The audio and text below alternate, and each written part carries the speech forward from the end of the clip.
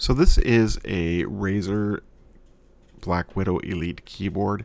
I'm going to take this apart and fix the jog dial.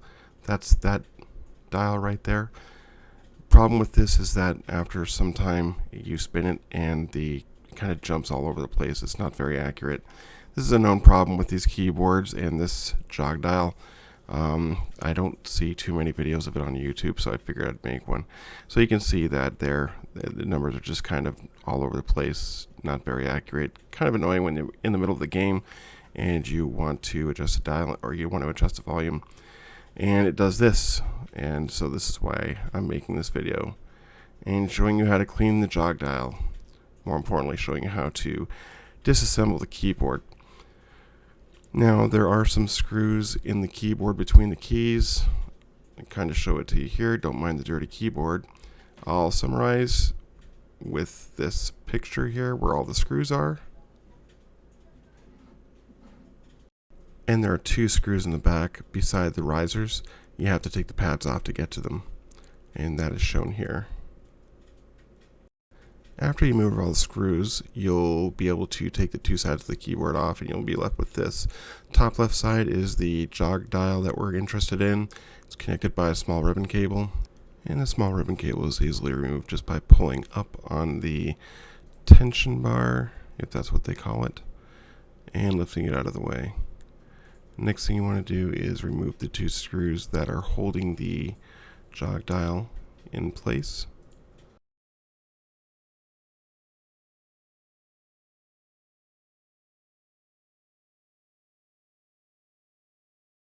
After the screws are out, you can just wiggle the bracket back and forth. That'll come off easily, and then this other piece that actually holds the entire assembly takes a little bit more work. I had to use something to kind of pry it up from underneath, but once you get it free, it'll lift up easily and come out of the way. Now, you don't have to remove this from the circuit board if you don't want to in order to clean it. There's two silver screws that allow a button in the middle of the assembly to come out. That's that right there in the middle. So the two screws in the back, which you'll see here in a minute, there they are. They will actually free that button in the middle, and that'll just come out. And then basically you can just remove that and then spray contact cleaner in the jog dial that way, and clean it out. So it just kind of saves stuff. I hosed mine completely, and I didn't want to get the contact cleaner all over the circuit board, so that's why I took mine out.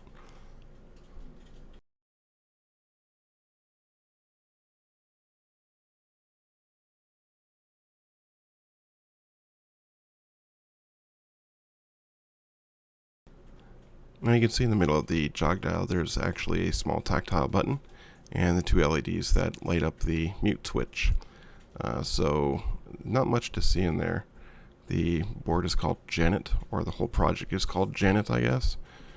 But yeah, you could see how the jog dial works. And I was actually looking to see if there's a way to pull the whole assembly apart and give it a thorough cleaning, but I didn't want to force it and break it.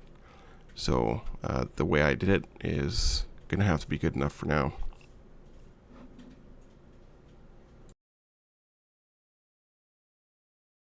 So here comes the part where I just basically hose the entire assembly with contact cleaner.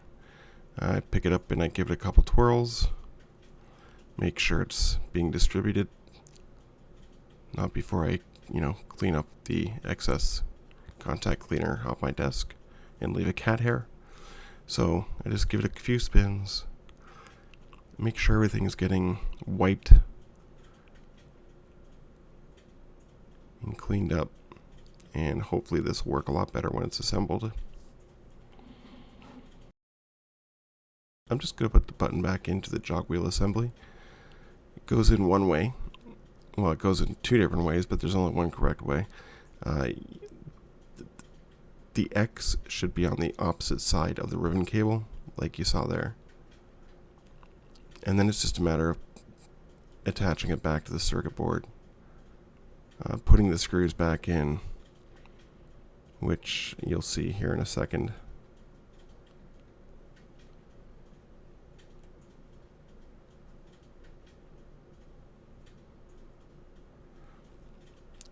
you just got to put those silver screws back in to hold the button in place. And again, be sure that the button is facing the right way.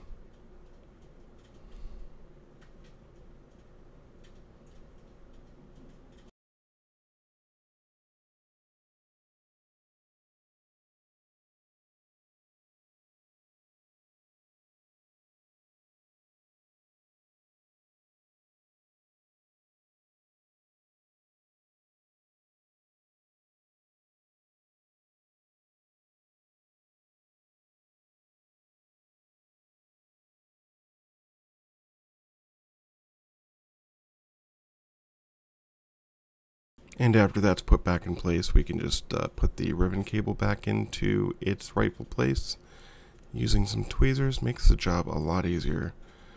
So once you kind of wiggle it back into the port, you can just clamp it down, make sure it's secure, and then that's done. So that's done. I'll put back together again, give it a couple of test twirls and a couple of test clicks just to make sure everything's sitting the way it should be. And then we can go ahead and put it back together. So here's the keyboard all back together again after some cleaning as well. I figured since I had it all apart, might as well clean it.